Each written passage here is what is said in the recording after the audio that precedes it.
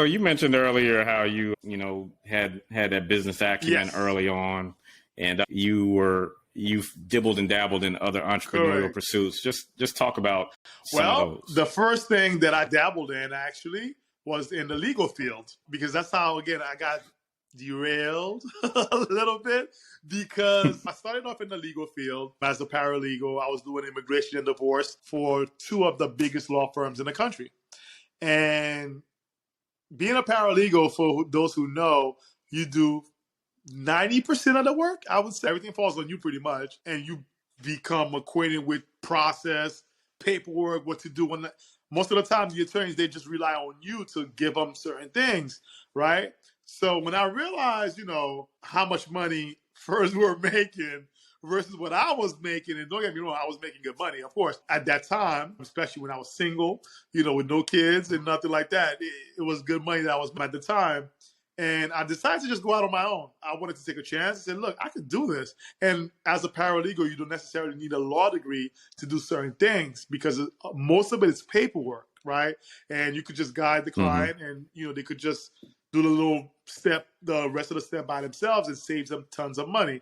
So I branched out, into that legal field. Although my plan was to go to law school, I took the LSAT, scored and all that stuff, got accepted. But at some point, while doing it, I just decided that I didn't want to be in the field anymore. And I did it for years, right? But that was, I would say, my very first, dabble into the entrepreneurship field. And like I said, we made good income, sold the business. And then I went into the student loan consolidation business, which was also very lucrative. I mean, it was working from home. I was in my pajamas, working, making money, every day. So I did that for a couple of years as well. Sold that. Then I got into politics also. So a lot of people, which I don't tell people that really, because if you look at my contact book, I have some pretty interesting people that I have direct access and contact to. So, I ran quite a few campaigns. I've dabbled in that. I had the company and all that stuff. But me and my partners, we kind of like went in different directions, parted ways. And it was becoming quite a bit. It was intense, because as you might know, politics is very, very dirty. I do enjoy it still, in a sense where, I watch it from a distance for the most part. I still get calls. People want me to come out and, do campaigns and stuff like that. But I'm like, nah, that's not my world. It's definitely not.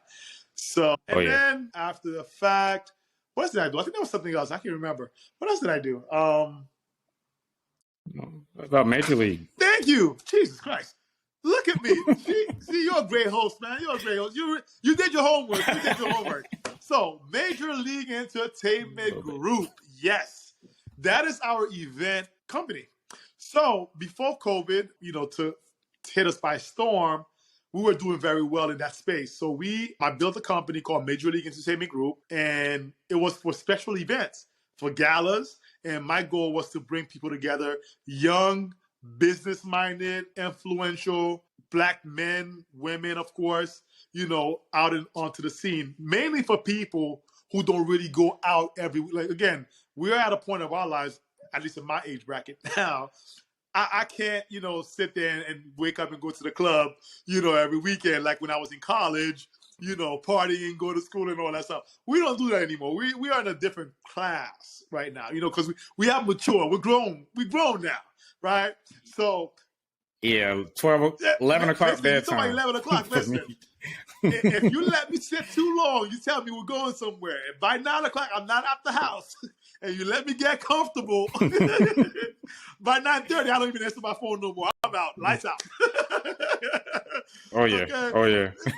We in the same bracket. Exactly. We in the same age bracket. And because although I am a workaholic, I would rather actually, while people I know who are partying on a Saturday night, they invite me to stuff. Either I'm at a wedding, because, again, I'm doing a wedding, or I'm home and I'm working, because I'm always working, right? But for me, what I decided to do with Major League was to, like I said, bring out those group of folks who really don't go out. And we do it twice a year. And it's all out. When I tell you all out, if you go and you look at our past videos and stuff like that, because it's like a movie that we put together. We have the paparazzi out, videographers, photographers, my chefs. I have 2 chefs, DJs, bands performing. And the most important thing, of course, and that was why I started doing this also, was for the dress dress a part of it. You know, it is I figured it's that. mandatory. I'll tell you, like there are some people they got upset, but that's on you because you just need to learn to respect, rules, right? Because if I tell you this is how you need to dress, and you're gonna try to come in because you think you bought a ticket, well, you're gonna get turned away, and that's what it is. And a few, Hmm. including my best friend, that happened to him one time. He came to one of my events. He forgot to put on his tie. He thought that, and he knows me. You know how strict I am when I am about my business. What I say is going to happen is what is going to happen. He had to go back home, drive 45 minutes to go home and come back because he didn't put on the tie. Because we trying to make sure that you understand this is a very elegant and classy event that we put together. That's why, we also, although we have security, but it's not something where we're expecting, the youngins or whatever people to come in, fight it. Because again, it's a sit down dinner. 7, 8 course meal that we provide, open bar, some high end drinks, dessert, entertainment, and of course the networking. A lot of people made a lot of connection, and a lot of people that I deal with, they deal with each other because that was the goal, is to connect in a high fashion sense, and that's why when we record all these things, we put them out. Till now, I took a hiatus because not only did COVID kind of mess it up, right? When we went inside, as they say, and by the time I'm back outside, it's like anxiety, like, I don't feel like doing it, and then you have Mr. Hmm. CEO also who took up all my time as usual. So, but I know this year I'm thinking of really putting something together because so many people are always calling me. So you really gonna let the year pass by, and you're not gonna do something? I got my gown because women have to be in gown, and it's for women it's a competition. They prepare 5-6 months in Right. advance. Get their dress made as well. Yeah, it's a whole ambiance that Major League Entertainment Group is out there for.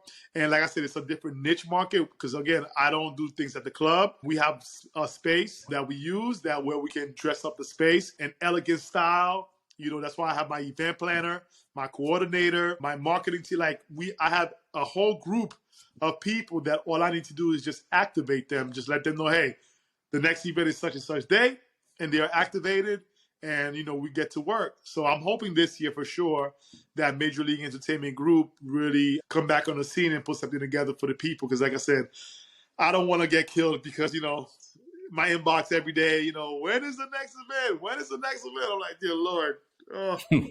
So yeah, but that's definitely one of my prized possessions. I would say is Major League Entertainment Group. I enjoy putting events together as well a lot. Like I said, it's all part of the glam part of it. The decoration, the lights, the cameras, the action, and everything.